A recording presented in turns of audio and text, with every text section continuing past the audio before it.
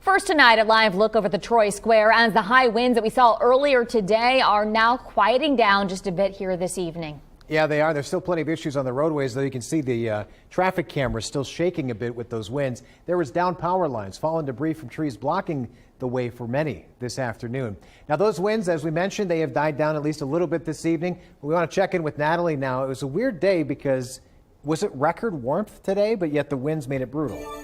Yeah, record warmth, 67 degrees today, surpassing the previous record of 75 set back in 2001. And then it was also incredibly windy. Take a look at these wind gusts. 60-mile-per-hour wind gust in Dayton for earlier today. 58-mile-per-hour wind gust in Bell Fountain. Many places seen at least 50-mile-per-hour wind gusts throughout the day today. Multiple trees, power lines down.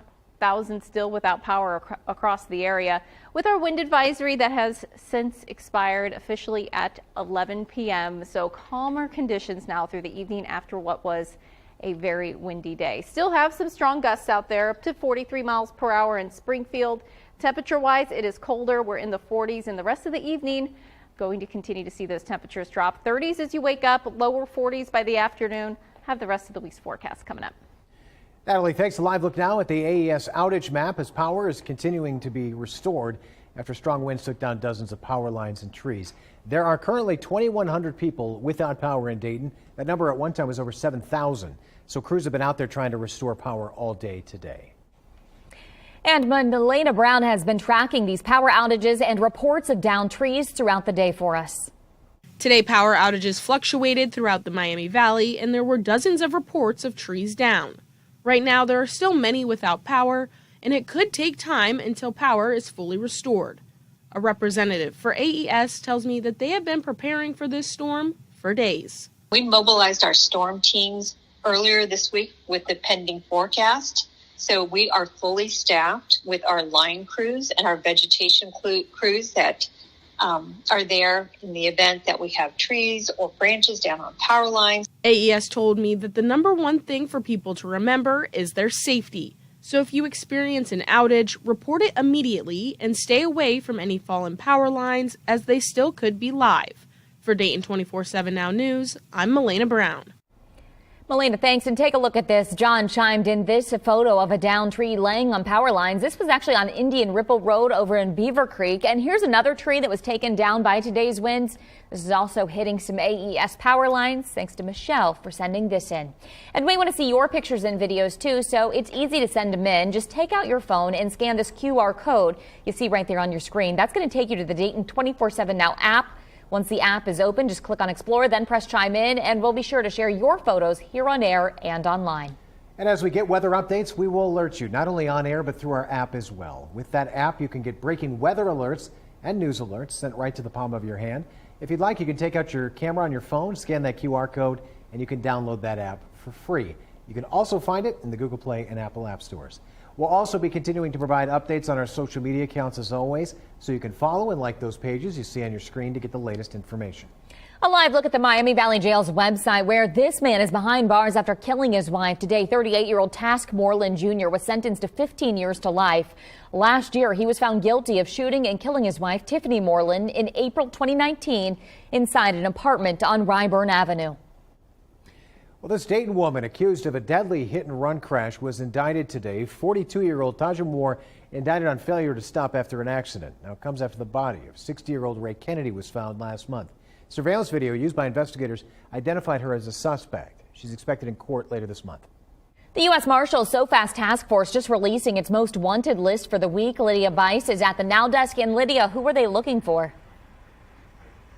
Well, Robert Hackney Jr. and Sidney Hackney are both wanted out of Noble County. Now, in addition, marshals are asking for anyone that has information on the death of Damian Chancellor. You may remember Chancellor was shot and killed in an alley behind DG's Furniture on North Main Street in Dayton on February 5th, 2019. Lydia, do they have any idea who could have done this? No, investigators went to great lengths to try to find anyone who was present at the time of the shooting, but the search for a suspect or an eyewitness has come up empty-handed. Back to you. Lydia, thanks. The state is taking the first steps towards bringing Amtrak to Ohio. We're told one of the stops would be here in Dayton, and the idea has city leaders excited. Clara Faith is live tonight after speaking with some of them. And Clara, what have you learned about Amtrak's plans in the region? Governor Mike DeWine has directed the Ohio Rail Development Commissioner to apply for the first phase of funding for passenger rails. This means residents can travel to cities like Cleveland, Columbus, Dayton, and Cincinnati using Amtrak. Dayton city leaders tell me this is a long time coming for Ohio and also Daytonians. State of Ohio turned down, and we did get a black eye on that. But to the extent that we can come with a unified voice, that we are all on board and we will not be sending any money back, it will go a long way with them, and I think we'll be successful. Now, Claire, if everything goes to plan, how much money would it take to construct all this? Now, the money to fund this project is still unclear, but if it is approved by the Federal Railroad Administration, it will provide $500,000 per rail. Now back to you guys in studio. Clara, thanks. With residents returning to the village after the evacuation order was lifted Wednesday, many in East Palestine came back with questions. At the latest news conference regarding the train derailment today, officials gave updates on multiple fronts, including the cleanup effort and answers for concerned residents about their safety. It started with the fire chief, who praised those involved with making the village safe once again, but also said there are challenges that lie ahead for him and his employees. We are going through a very arduous process right now of trying to decide what equipment we have left that we can still use. We have reached out to manufacturers to get some new stuff in, however, that takes time. Now, this is expected to be the last news conference on the matter, barring any major developments. And tonight, there are still questions surrounding the arrest of a reporter during one of the governor's news conferences. It happened yesterday, just as Governor Mike DeWine stepped up to the microphone. The reporter was at the back of the gym in the middle of a live broadcast doing a live report with the latest on that train derailment. A National Guard member then approached saying he was being too loud. When he refused to leave, he was pushed to the ground by officers, handcuffed and arrested for trespassing and disorderly conduct. The governor was asked about the incident at the end of his remarks. The person had a right to be reporting. They should have been allowed to report. If they were in any way hampered from reporting, that certainly is wrong, and it's not anything that I approve of. In fact, I vehemently disapprove of it. Now, the reporter was released later that night. He told his station that he's doing fine, but no journalist expects to be arrested for doing their job. They're still awaiting an explanation from the police department. Fire crews rescued 2 dogs after a house fire in Harrison Township. That happened around 4 this afternoon. 2 dogs were found inside that house and were treated for their injuries. Now, 1 firefighter was treated as well while they battled the fire. In the course of attacking the fire, we had a firefighter go down in the backyard. They've been taken to Miami Valley Hospital at this time. Firefighter was awake and talking to us when they left the scene. Now, there's no update on his condition at this time. No one else was injured. The cause is still under investigation.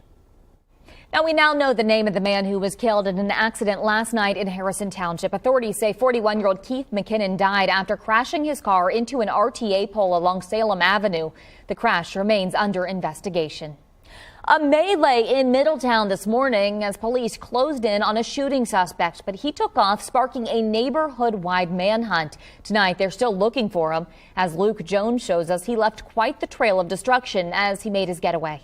The damage left behind when an SUV drives clean through a Middletown family's garage. The crash was so loud, I thought it was my mom falling out of the bathtub.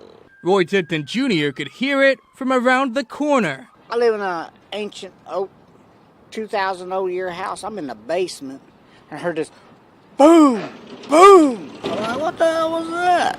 He soon learned it was a man wanted for multiple shootings, fleeing from police. Tire marks show the path he took when he crashed here near Titus and Beach. In one side, out the other, leaving 2 gaping holes and leaving this couple to board up as police resumed their search for the suspect. The cops was coming down the street with the dogs and the whole place was lit up with cops. Police are keeping their cards close to the vest tonight. They're not telling us who this guy is or which shootings he's involved in. Man, I hope you guys catch this son. In Middletown, I'm Luke Jones. In 2020, Governor Mike DeWine introduced the College to Law Enforcement Pathway Program, which focuses on finding quality officers in the state. Gwen Falloon joining us now live in the studio. And Gwen, why is a program like this needed? Adam, according to the Police Executive Research Forum, hirings are down nearly 4% from 2019. Departments are also seeing a 23.6% more retirements and a 42.7% increase in other resignations. The program is still in its early stages. However, Cedarville University has already had 3 students graduate and start work with agencies all across the state. And Gwen, they are focusing on hiring more minority officers? That's right, Adam. Former Cleveland Police Chief and now Cedarville Criminal Justice Department Director Patrick Oliver, he tells me having an officer that looks similar to someone can go a long way in de-escalating a situation. People basically like to see those who look like themselves. Not that they can't be well served by someone who doesn't look like them, but if someone looks like them, they make the assumption, whether it's right or wrong, that this person understands where they're coming from an ethnic perspective. The program also guarantees graduates a job at one of 10 partner agencies across the state. I spoke with a soon-to-be grad as well, and you can hear how the program is benefiting him by visiting our website at Dayton247now.com. Back to you.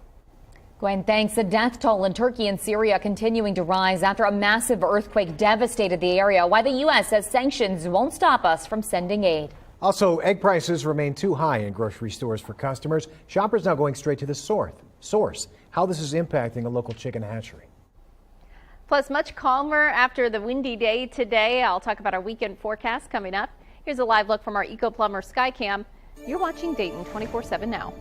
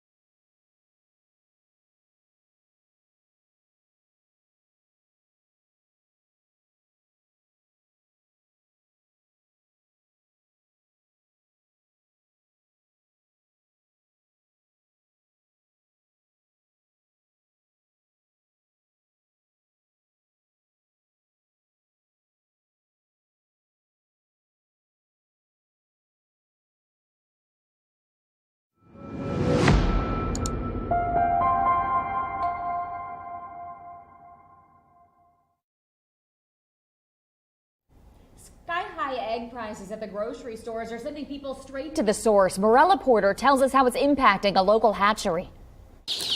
Mount Healthy Hatcheries is one of a few operations of its size in the country. Every week, between 200 and 300,000 chicks hatch here for retail and wholesale.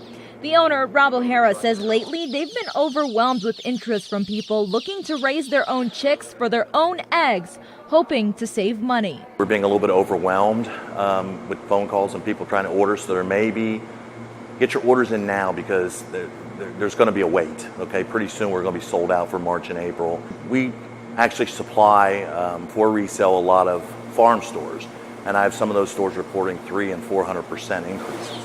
In Mount Healthy, I'm Morella Porter. Now, O'Hara says bird flu has wiped out 10% of the market in the country, which is what's driving up prices for eggs. He says another outbreak is anticipated in the industry, so it could be a while before prices return to normal. Now, take a look at this video that was shot outside our Dayton 24/7 Now studios earlier today. You can see the strong winds as they blew through the trees. They're shaking. Those winds are what you felt earlier today. They thankfully calmed down tonight. Natalie Walters is back now to explain what we can expect next. Well, it's already a lot quieter out there. We have cloudier skies across the area. Can't rule out maybe a shower or two popping up across the area, or even a couple of flurries overnight. Our storm system's now off to our northeast. Colder air is sliding its way in, and it's going to be a chilly one tonight, especially after our record-breaking 67 degrees today. So through the rest of the evening, we'll fall into the mid to upper 30s. Cloud cover as you wake up, but by tomorrow afternoon, this is about 3 p.m., we start to see some clearing take place. We'll top out only in the lower 40s tomorrow. 20s as you wake up Saturday morning, so winter returns briefly. Lots of sunshine on Saturday. High temperatures are going to be in the lower 40s by our Saturday afternoon. So we will start to see overall a quieter, calmer next several days for us. But it was a very windy day today. Tim Boyd is here. He's going to talk about why it was so windy. Yeah, so we basically have, with winds, we have a pressure gradient. So we have our high pressure and we have our low pressure system. So high pressure runs clockwise, whereas low pressure is counterclockwise. So when you have them approach each other closely like this, what you end up getting is these winds creating and tightening up right here, which they create something on a surface map called an isobar. And when they get really close like that, that indicates very strong winds. Whereas when they're very separated apart, say if you had like another high pressure out here, that would be further apart, less windy conditions. So this is kind of what a similar scenario we had today. Here we had two high pressures out in the middle of the Atlantic, really just pumping up these winds and pressure up from the south. And then we had a low pressure over the Great Lakes, bringing winds down out. So created a really tight gradient right through our region, the Miami Valley, all through the Great Lakes, and that area is moving off into the northeast now. Tim, thanks. The death toll in Turkey and Syria now tops 20,000 following Monday's massive earthquake. The teams are still urgently searching for survivors in the debris. The 7.8 magnitude quake impacted an area that's home to 13.5 million people in Turkey and an unknown number in Syria. A UN aid convoy was able to cross into northwest Syria today for the first time since the quake. In both Turkey and Syria, the United States will remain committed to doing whatever it takes for as long as it takes to provide any and all necessary assistance to those impacted by these devastating earthquakes. The Assad regime is sanctioned by U.S. and European countries, making them reluctant to route aid directly through the government. Instead, Price says the Biden administration is responding through U.S.-funded humanitarian partners. Hearings are being held in Washington, D.C. on that Chinese surveillance balloon. 4 defense experts testified before the Senate Appropriations Defense Subcommittee. Now, they were limited in what they could say, but maintained that waiting to down the balloon allowed the military time to gather intelligence on China's capabilities. Do we know what the Chinese Communist government was looking for? Senator, we have some very good guesses about that, and we are learning more as we exploit the contents of the balloon and the payload itself. We think we know what they were going to collect. We don't know. That scares the hell out of me. Now, Senator Lisa Murkowski says she wasn't content with the answers she got. Senators did get more information later in a closed briefing. The military says it's still collecting pieces of that balloon. They're using sonar to search for debris in the Atlantic Ocean. Actor Alec Baldwin is facing more lawsuits tonight. The family of Helena Hutchins, who was killed on the set of the movie Rust, asking for damages. They're claiming battery, intentional infliction of emotional distress, negligence, and loss of consortium. The family lives in Ukraine. Attorney Gloria Allred says that they depended on each other for financial support, and Hutchins would not have left her family in the country as war broke out. Even while, she was studying and working, she was always sending money home to provide for her family in Ukraine and planning for the day when they could all be together. Allred says Baldwin has been working vigorously to dismiss cases and charges against him. He faces 2 counts of involuntary manslaughter and is expected to appear in court later this month. Live look down from our Eco Plumber Skycam. We are on the precipice of the weekend, and it's looking like it's going to be a nice sunny one, huh? Yeah, sunshine, calmer winds across the area. Not quite as warm today. We got up to 67. Record-breaking warmth today, but it returns to winter tomorrow. Feeling like February. Highs back in the lower 40s on Friday. Saturday also topping out right around 40 degrees, but we do rebound into next week, back into the 50s again. In fact, could see close to 60 degrees by the middle of next week. Overall temperature trend into the longer term, also looking above normal for this time of the year. We will be looking at a warmer than normal temperature trend by late into next week. I'll have a look at that 7-day with the latest coming up. Natalie, thanks. The Super Bowl is now just days away, and the making of those footballs is one of the most important parts of getting ready for the game. So coming up, how one Ohio town is continuing its impact on pro football's biggest stage. You're watching Dayton 24/7 now.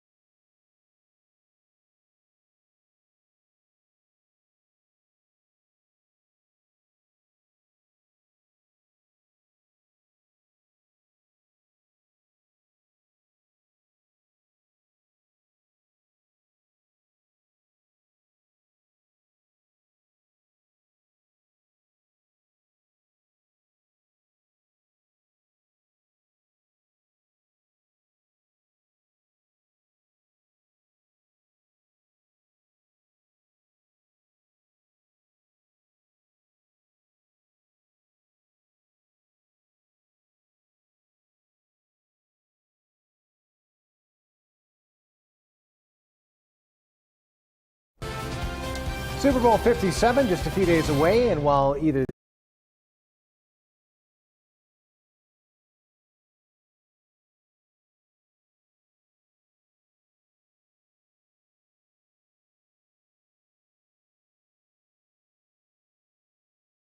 the Kansas City Chiefs or Philadelphia Eagles will host the Lombardi Trophy, one Ohio town continuing to impact pro football's biggest stage. Matt Digby shows us.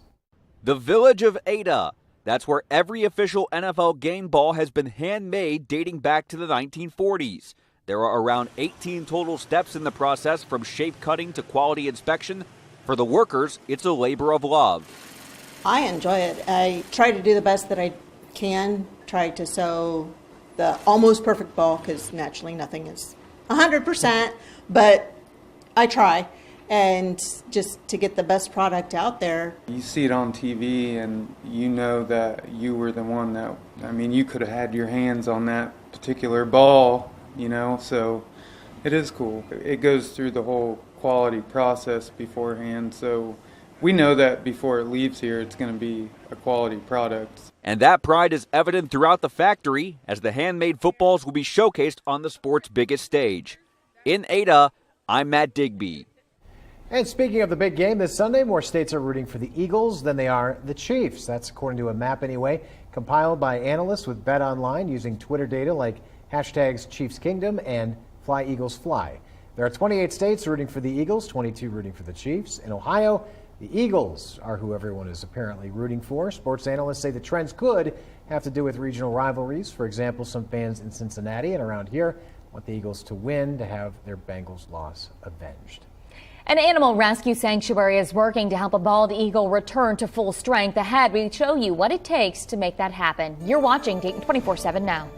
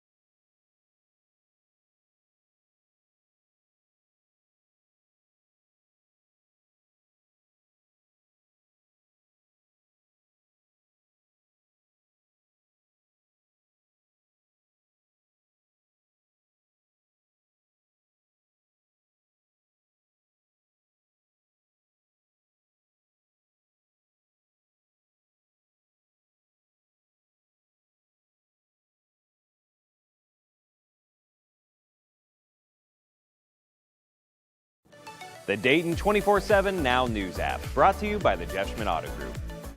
A nearby animal sanctuary is getting a new addition, a 2-year-old bald eagle named Witcher, who sadly is in pretty bad shape. Courtney Wheaton is sharing the incredible work that's being done to try and nurse her back to health. This Facebook post on Red Wolf Sanctuary is getting a lot of attention.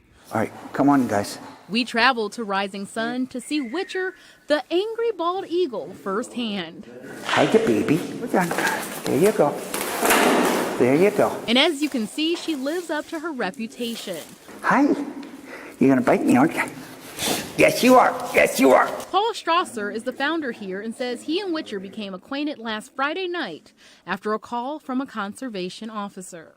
They have a downed eagle out in the field, and he was going to go, and he did. He was a young seal, so he went out and grabbed it and put it in a box that he had and brought it here.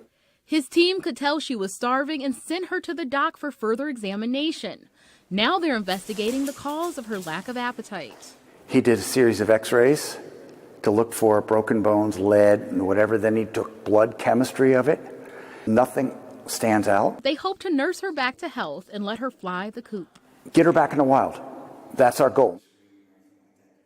And that was Courtney Wheaton reporting. Well, we're trying to do our part to help animals here in the Miami Valley find their forever homes. We held our 3rd annual Epic Pet Give-a-thon with the Humane Society of Greater Dayton.